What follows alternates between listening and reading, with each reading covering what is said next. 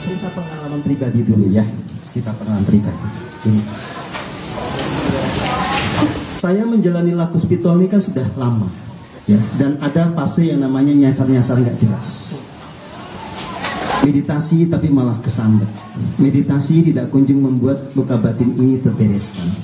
Malah bisa saja nambah, gitu ya. Karena kemudian masuk pada dinamika baru, kita tidak siap, kita makin terluka. Ya.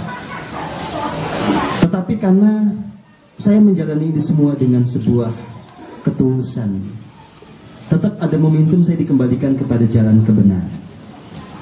Nah, seingat saya 2018 akhir lah, sekitar bulan September ke atas begitu, itu saya mengalami satu momentum di mana segala sisi gelap saya yang ada di frontal lobe dan di hipotalamus ini bisa dibersihkan.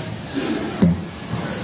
Itu adalah momen di mana saya dengan laku keheningan, dengan dhyana atau meditasi itu, ya, menyatu dengan sejati, menyatu dengan alam semesta. Segala sisi gelap yang ada di pikiran sadar dan pikiran bawah sadar saya bisa dibersihkan. Nah, pada titik itulah saya mencapai apa yang disebut sebagai pencerahan tahap pertama, ya, yang disebut sebagai sanaya. Jadi kalau kita bicara tentang 31 dimensi itu, kita sudah mencapai dimensi cahaya tingkat pertama, dimensi 12. Oke. Ini sekali lagi syaratnya adalah sisi gelap pada layer sadar dan bawah sadar itu sudah dijernihkan. Jadi frontal lobe sama hipotalamus ini tidak ada lagi rekaman yang buruk dari masa lalu. Tidak ada residu karma di pikiran sadar dan bawah sadar yang ada di frontal lobe dan hipotalamus. Nah, ketika saya mencapai inilah, kemudian dari tulang ekor ini terasa satu ledakan energi panas menyusuri jalur tulang belakang. Nah, dulu saya karena nggak ngerti, tak sangka kesambet siluman ular. Kenapa? Karena secara visual yang muncul itu ada ular kobra melintang di sini. Gitu, ya. Jadi saya juga akhirnya minta teman saya untuk gambarin, ya, secara energi itu kayak apa ya, itu kayak ada ular melintang gitu loh, ular kobra. Tak sangka saya kesambet ular kobra kan, kesambet siluman ular tadinya menyangkanya. Ternyata bukan. Itu adalah fenomena kebangkitan kundalini tahap pertama. Nah, ketika kundalini ini bangkit gitu ya, cus ke atas, maka satu, dampaknya adalah 7 cakra, mulai dari cakra dasar, cakra seks, solar plexus, cakra jantung, tenggorokan, mata ketiga dan cakra mahkota ini kebuka, selaras. Dan itu yang kemudian memicu kebangkitan 7 kualitas ilahi. Ketika cakra bawah ini semakin selaras, kita menjadi harmoni dengan bumi. Kalau cakra seks ini makin kebuka, ya, jangan mikir seks yang enggak dulu. Itu nanti dampak berikutnya. Tapi yang paling pasti adalah kekuatan kreatif Anda menjadi berlipat. Ya.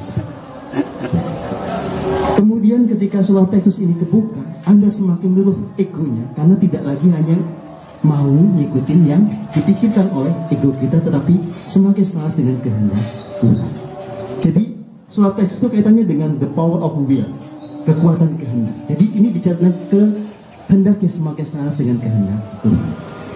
Cakra jantung ini kasih murni, dia makin mekar. Nah, otomatis kalau kita sudah sampai di sini, kita makin bahagianya makin konstan. Ini kekuatan sabda. Jadi bisa dibedakan. Saya ngomong di 2018 ke sana dengan setelahnya itu pasti beda jauh. Mantepnya, energinya itu pasti beda.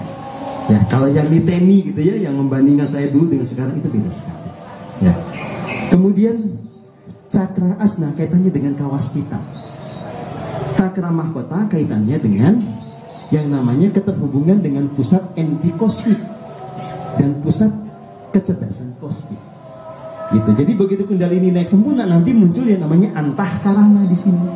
Jadi kalau di gambar saya visual itu ada semacam kabel. Yang itu besarnya tergantung dari tingkat kesadaran Anda.